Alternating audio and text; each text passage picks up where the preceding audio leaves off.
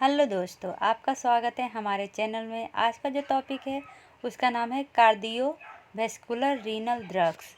इसमें हम mainly anti hypertensive agent के बारे में पढ़ेंगे। उससे पहले एक केस स्टडी को डील कर लेते हैं। क्या है, एक 35 साल का आदमी है जिसको ब्लड प्रेशर होया हुआ है। कितना? 150/95 mmHg। इसको ब्लड प्रेशर है क्योंकि जो हमारा नॉर्मल ब्लड प्रेशर होता है वो होता है 120/80। तो इससे इसका ज़्यादा है, इसका मतलब इसको क्या है, ब्लड प्रेशर है। ठीक है, ये एक हेल्दी इंसान है, सिडेंट्री काम करता है, कॉकटेल डेली पीता है, स्मोकिंग नहीं करता है। लेकिन इसके फैमिली हिस्ट्री में क्या है, हाइपरटेंशन है। याद रखिएगा, हाइपरटेंशन फैमिली हिस्ट्री के कारण भी होता है। मतलब कि जैसे आपको पापा को है तो आपको होने का खतरा है। ठीक है, ये रिस्क फैक्टर में आता है फैमिली हिस्ट्री। और उसके फादर डेथ की हैं किस कारण, तो मायोकार्डियल इन्फ्रैक्शन के कारण। जिसको भी अगर हाइपरटेंशन होगा उसमें कार्डियोवैस्कुलर डिजीज़ के रिस्क ज़्यादा होते हैं। ठीक है, फिजिकल एग्जामिनेशन देखें तो वो रिमार्केबल था सिर्फ मॉडरेट ओबेसिटी के लिए। मतलब ओबेसिटी के कारण भी हाइपरटेंशन होता है। टोटल कोलेस्ट्रॉल 220 है। High density lipoprotein cholesterol level 40 mg पर DL है। फास्टिंग ग्लूकोज 105 mg पर DL है। चेस्ट एक्सरे नॉर्मल है।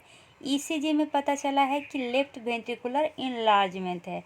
तो हम पेशेंट को कैसे ट्रीट करेंगे? ठीक है, तो आपको पता है कि जो हमारा हाइपरटेंशन है वो मोस्ट कॉमन होता है कार्डियोवैस्कुलर डिजीज़ के लिए। अगर पूछेगा मोस्ट कॉमन कार्डियोवैस्कुलर डिजीज़ कौन सा है, तो हाइपरटेंशन है। ठीक है, अब ये हाइपरटेंशन के कारण कौन कौन सा ऑर्गन डैमेज हो सकता है या प्रॉब्लम होगा, वो है किडनी, हार्ट और ब्रेन। याद रखिएगा, ये तीनों बहुत इंपॉर्टेंट है कि हाइपरटेंशन के कारण कौन से ऑर्गन डैमेज होते हैं। तो किडनी, हार्ट और ब्रेन। क्यों? तो ब्लड वेसल के कारण। ब्लड वेसल में क्या होता है, रेजिस्टेंस ज़्यादा हो जाने के कारण या कार्डिक आउटपुट ज़्यादा हो जाने के कारण। तो इसके कारण क्या हो सकता है, अगर किडनी में हुआ तो किडनी फेलुअर या रीनल फेलुअर हो सकता है। हार्ट में हुआ तो हार्ट डिजीज या हार्ट फेलुअर होने का डर है। ब्रेन में हुआ तो स्ट्रोक या डिमेंटिया होने का डर है। ठीक है, चलिए अब आते हैं हाइपरटेंशन और उसके रेगुलेशन में। डायग्नोसिस। अच्छा, एक आप डॉक्टर के पास गए, एक बार चेकअप कराए। ठीक है, चेकअप कराए, आपको हाइपरटेंशन मिला, मतलब आपका ब्लड प्रेशर एलिवेटेड मिला। तो क्या आप एक बार चेकअप करके कह सकते हैं कि आपको हाइपरटेंशन है? नहीं, मिनिमम 3 बार, 3 से ज़्यादा बार चेकअप करने के बाद ही आप अपने आप को कह सकते हैं या किसी पेशेंट को कह सकते हैं कि हाइपरटेंशन है। ऑन द बेसिस ऑफ 1 या 2 चेकअप आप नहीं कह सकते हैं, वही कह रहा है। Diagnosis of hypertension is based on repeated reproducible measurement of elevated blood pressure. Repeat करते रहना पड़ेगा, एक बार चेक करके आपको छोड़ नहीं देना है। अब जब इसकी एपिडेमियोलॉजी स्टडी की बात करें तो mainly risk of damage to kidney, heart और ब्रेन डायरेक्टली इन्वॉल्व होता है ब्लड प्रेशर के एलिवेशन में। यह भी थोड़ा देर पहले बताया था। अगर माइल्ड हाइपरटेंशन होगा, माइल्ड हाइपरटेंशन कहने का क्या मतलब है, तो पहले जान लीजिए कि हाइपरटेंशन का कैटेगरी क्या होता है। अगर नॉर्मल पूछे तो 120/80 होता है। ठीक है, अब एक पहले कोड बताती हूँ तो इसको डील करती हूँ। आप क्या कीजिएगा, जैसे कि 120/80 है। ठीक है, तो आप ऊपर वाले को क्या कहते हैं, सिस्टोलिक, नीचे वाले को डायस्टोलिक। सिस्टोलिक कहने का क्या मतलब है, कॉन्ट्रैक्शन ऑफ हार्ट, जैसे कि हार्ट पंप करता है तो कितना ब्लड बाहर आता है। Diastolic, relaxation of heart. ठीक है, तो आप सिस्टोलिक में 20 ऐड करते जाइए और डायस्टोलिक में 10 ऐड करते जाइए। अब तो ऐड कैसे करेंगे, तो नाम कैसे पता चलेगा? आपको पता है 120/80 क्या है, नॉर्मल है। इसमें अगर हम 20 ऊपर ऐड किए, 10 नीचे ऐड किए तो क्या हो जाएगा, प्री हाइपरटेंशन। ठीक है, और उसके बाद फिर ऊपर 20 और नीचे 10 ऐड करेंगे तो क्या होगा, हाइपरटेंशन। हाइपरटेंशन में भी 2 कैटेगरी है, स्टेज 1 और स्टेज 2। ठीक है, अब देखते हैं। नॉर्मल हमने क्या देखा था, 120/80। प्री हाइपरटेंशन देखिए, 20 ऊपर ऐड किया है, नीचे 10 ऐड किया है। अब हाइपरटेंशन में स्टेज 1 स्टेज 2, 20 ऊपर में ऐड किया, 10 नीचे में ऐड किया। स्टेज 2 में 160/100 से ज़्यादा, ठीक है। तो माइल्ड हाइपरटेंशन कहने का क्या मतलब है, 140/90, क्योंकि हाइपरटेंशन कितने से स्टार्ट होता है, ये क्वेश्चन आ सकता है कि हाइपरटेंशन कितने से स्टार्ट होता है। तो 140/90 से ज़्यादा रहेगा तभी हाइपरटेंशन रहेगा, उससे कम रहेगा तो प्री हाइपरटेंशन में आता है, हाइपरटेंशन में नहीं आता है। तो अगर किसी पेशेंट को माइल्ड हाइपरटेंशन भी है तो उसके इन ऑर्गन डैमेज होने का खतरा है। इन ऑर्गन डैमेज में कौन कौन सा ऑर्गन था, किडनी, ब्रेन और एक और कौन सा था, हार्ट, याद है, ठीक है। चलिए, अब कह रहा है कि अगर कार्डियोवैस्कुलर जो रिस्क है वो डबल हो जाता है, मतलब कि जितना बार 20/10 बढ़ता है ब्लड प्रेशर, उतना कार्डियोवैस्कुलर रिस्क, जो उसके डैमेज होने का रिस्क उतना टाइम्स डबल हो जाता है, ठीक है। अब इसके रिस्क फैक्टर में क्या क्या आएंगे, तो पहले तो एज बढ़ेगा तो हाइपरटेंशन या ब्लड प्रेशर बढ़ता है, कब तक, 65 ईयर ओल्ड तक। इसके बाद लगभग कांस्टेंट या कम बढ़ता है एज कंपेरिजन तो 65 से पहले का, ठीक है। दूसरा जेंडर में मेल को ज़्यादा होता है एज कंपेरिजन तो फीमेल, ठीक है। यहाँ तक समझ में आ गया। फीमेल कहने का क्या मतलब है, ओसी फीमेल जो क्या हो, रिप्रोडक्टिव हो, ठीक है। रिस्क फैक्टर में और क्या आ सकता है, स्मोकिंग, मेटाबॉलिक सिंड्रोम में ओबेसिटी, डिसलिपिडेमिया, डायबिटीज। हमारे पेशेंट को क्या था, ओबेसिटी था, मतलब ये भी एक कारण हो सकता है हाइपरटेंशन का, ठीक है। और एक बहुत ही इम्पोर्टेंट फैमिली हिस्ट्री में, जैसे कि आपको क्या है, हाइपरटेंशन है, तो पहले ये पूछेंगे कि आपके फादर को था, आपके मदर को था, क्योंकि ये जेनेटिक भी होता है कि। और फैमिली हिस्ट्री में सिर्फ हाइपरटेंशन ही नहीं पूछेंगे, कोई कार्डियो वैस्कुलर डिजीज भी था, जैसे मायोकार्डियल इंट्रैक्शन हुआ था। तो कार्डियोवैस्कुलर डिजीज क्यों, क्योंकि यही जो हाइपरटेंशन है ना वो मोस्ट कॉमन होता है कार्डियोवैस्कुलर डिजीज का, ठीक है। चलिए अब इटियोलॉजी जानते हैं। इटियोलॉजी ऑफ हाइपरटेंशन के अनुसार दो टाइप में बांटा गया है, एक होता है प्राइमरी हाइपरटेंशन, एक होता है सेकेंडरी हाइपरटेंशन। प्राइमरी कहने का क्या मतलब है, इसका जो कॉज है वो हमें नहीं पता है। सेकेंडरी कहने का मतलब क्या है, इसका कॉज हमें पता है। प्राइमरी का दूसरा नाम इसेंशियल क्यों कहा गया है, क्योंकि इसका कॉज पता नहीं है। और हम जानते हैं कि जो हमारा हाइपरटेंशन है वो क्या है, साइलेंट किलर है, मतलब कि आपके अंदर हाइपरटेंशन हो रहा है, वो आपके ऑर्गन को डैमेज कर रहा है, लेकिन आपको पता नहीं चल रहा है, क्योंकि इसके सिम्टम क्या होते हैं, एसिम्प्टोमेटिक होते हैं, कोई भी सिम्टम शो नहीं करता है अर्ली ऑनसेट में, इसलिए इसको साइलेंट किलर भी कहते हैं। तो इसका ट्रीटमेंट क्या हो गया, बहुत ही ज़्यादा इम्पॉर्टेंट है, इसलिए इसको इसेंशियल हाइपरटेंशन भी कहा गया है। सेकेंडरी हाइपरटेंशन इसका क्या होता है, इसका एटियोलॉजी जो कारण होता है वो नॉन होता है। ये किसके कारण, किडनी डैमेज, लीवर डैमेज या आर्टरी कॉन्स्ट्रिक्शन या कोरेक्शन ऑफ अरोटा या फियोक्रोमोसाइटोमा, कुशिंग डिजीज या प्राइमरी अल्दोस्टेरोजिज्म के कारण भी हो सकता है, ठीक है।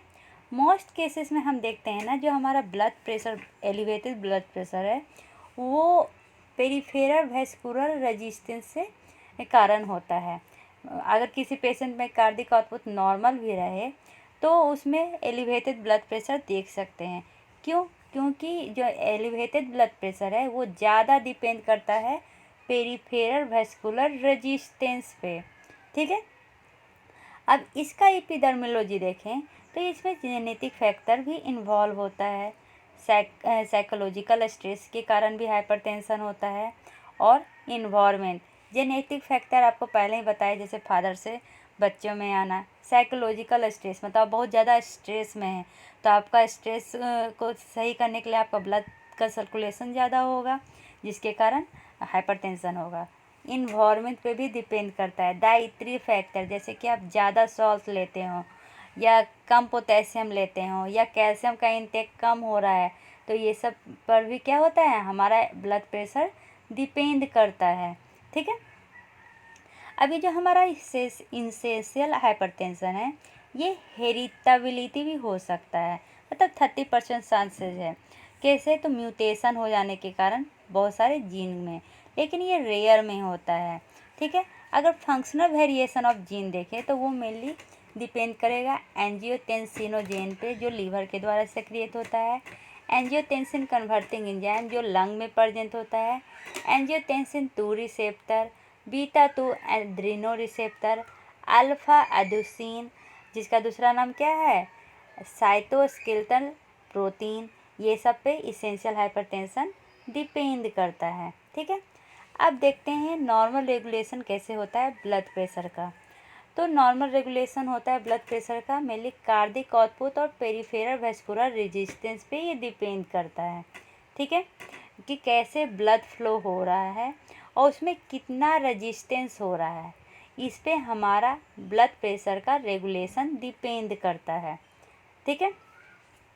अब अगर हम कोई साइट देखें कि जो पेरिफेरल वेस्कुलर रेजिस्टेंस हो रहा है, ये मेनली 3 एनाटोमिकल साइट पे होता है, मतलब 3 जगह होता है एनाटोमी के अनुसार।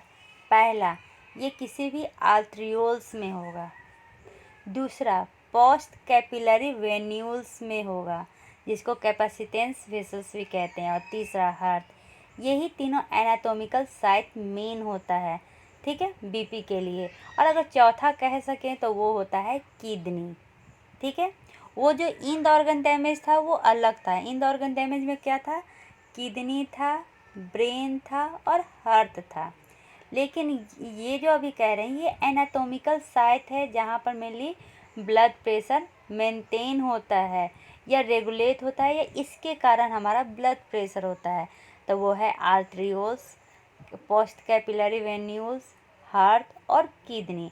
किडनी आपको बोलिएगा कैसे, तो आपको पता है किडनी क्या रेगुलेट करता है, सोडियम का एक्सक्रिएशन या रिटेंशन। तो सोडियम बहुत ही ज़्यादा इम्पॉर्टेंट होता है हमारे ब्लड प्रेशर के एलिवेशन में या उसके रिडक्शन में, ठीक है। और दूसरा, वॉल्यूम, जो हमारा इंट्रावेस्कुलर फ्लूइड का जो वॉल्यूम है उसको भी रेगुलेट किया जाता है किडनी के द्वारा, ठीक है। अब आते हैं और भी कौन कौन का फैक्टर हो सकता है। तो local release of vaso active substance, अभी आपको लग रहा होगा ये क्या बोल दिया मैंने। तो ये जो लोकल रिलीज होता है ना vaso active substance, vaso active substance क्या होता है, तो ऐसा सब्सटेंस जिसके कारण ब्लड प्रेशर बढ़े या घटे। जैसे कि इंडोथेलिन 1 के कारण क्या होता है, हमारा ब्लड वेसल कॉन्स्ट्रिक्ट करता है। जब कॉन्स्ट्रिक्ट करेगा तो ब्लड प्रेशर क्या होगा, ज़्यादा होगा। नाइट्रिक ऑक्साइड ये क्या करता है, ब्लड को डायलेट करता है, इसका मतलब ब्लड प्रेशर क्या होगा, कम होगा, ठीक है। तो यही इसी को कहते हैं हम क्या, तो वैसो एक्टिव सब्सटेंस, ठीक है। अब देखिए यहाँ पे लिखा हुआ है कि anatomical site of blood pressure कौन कौन सा था, हमारा किडनी सबसे पहले क्या था, आर्ट्रियोल्स, उसमें रेजिस्टेंस होगा जिसके कारण ब्लड प्रेशर बढ़ेगा। दूसरा, कैपेसिटेंस वेन्यूल्स। तीसरा, हमारा हार्ट जो मेनली पंप करता है, जैसे कार्डिक आउटपुट हम देखते हैं। चौथा, किडनी क्या करेगा, रेनिन रिलीज करेगा। रेनिन क्या करता है, एंजियोटेंसिनोजेन को एंजियोटेंसिन में कन्वर्ट करता है, और एंजियोटेंसिन 1 कहाँ चला जाता है, लंग में चला जाता है। लंग में जाके वो एंजियोटेंसिन कन्वर्टिंग एंजाइम से एंजियोटेंसिन 2 में चला जाता है। एंजियोटेंसिन 2 का 2 काम है, एक तो वो अल्डोस्टेरोन को से ये क्या करेगा, स्टिमुलेट करेगा, और दूसरा वो वैसोकंस्ट्रिक्शन का काम करता है, ठीक है।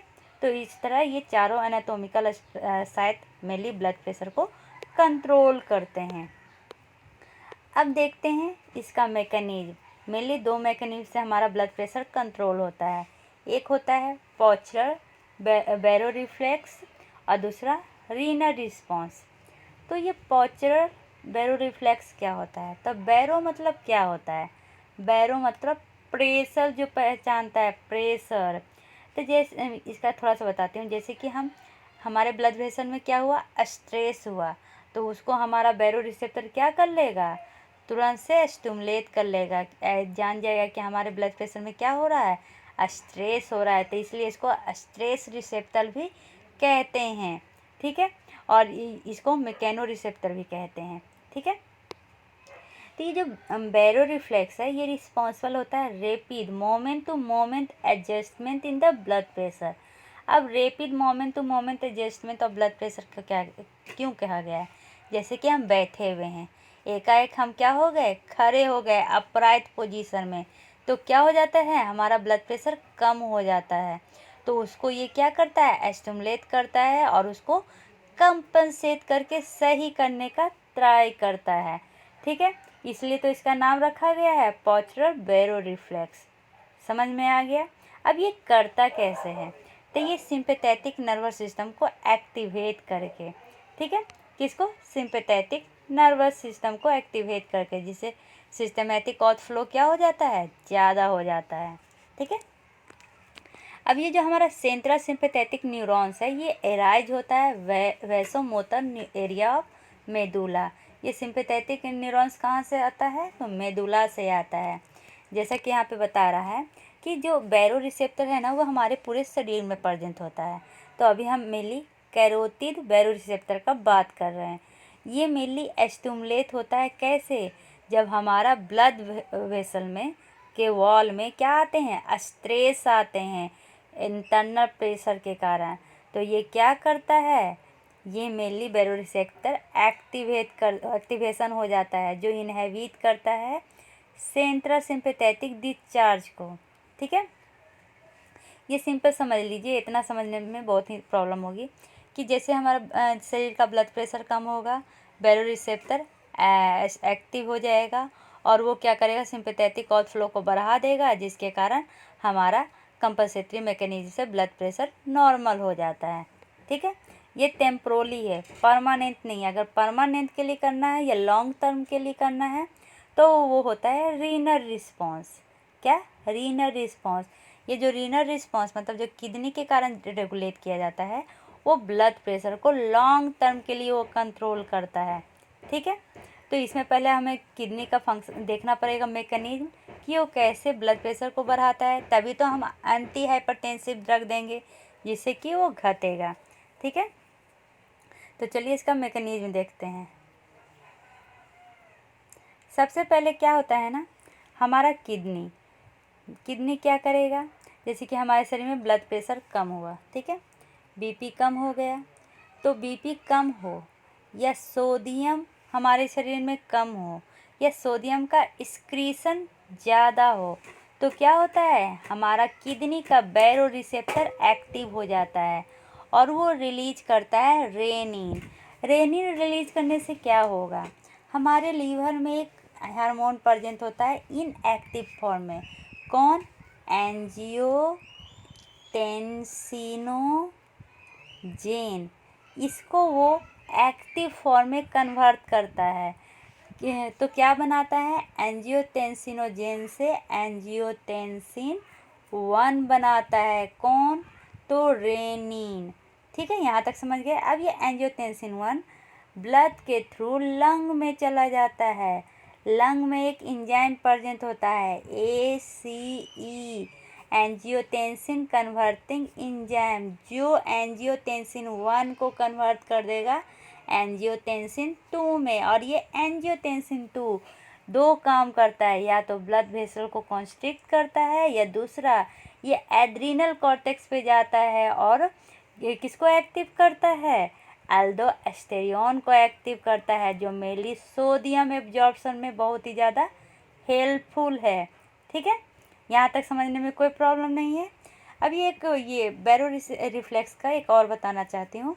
जैसे कि आपको पता है हमारा जो पीनल ग्लैंड है, सॉरी पीनल नहीं, पिट्यूटरी ग्लैंड है, उसका पोस्टीरियर पिट्यूटरी ग्लैंड है, उसका मेनली 2 काम होता है, 2 हार्मोन को रिलीज करना। एक तो होता है ऑक्सीटॉक्सिन और एक दूसरा होता है एंटी ड्यूरेटिक हार्मोन। ये भी क्या करता है, ये भी रेगुलेट करता है सोडियम के रीअब्जॉर्प्शन को, ठीक है। यहाँ तक समझने में कोई प्रॉब्लम नहीं है। अब आते हैं basic pharmacology of anti hypertensive drug. अब ये अगले वीडियो में पढ़ाऊँगी, तब तक के लिए bye bye, take care, see you.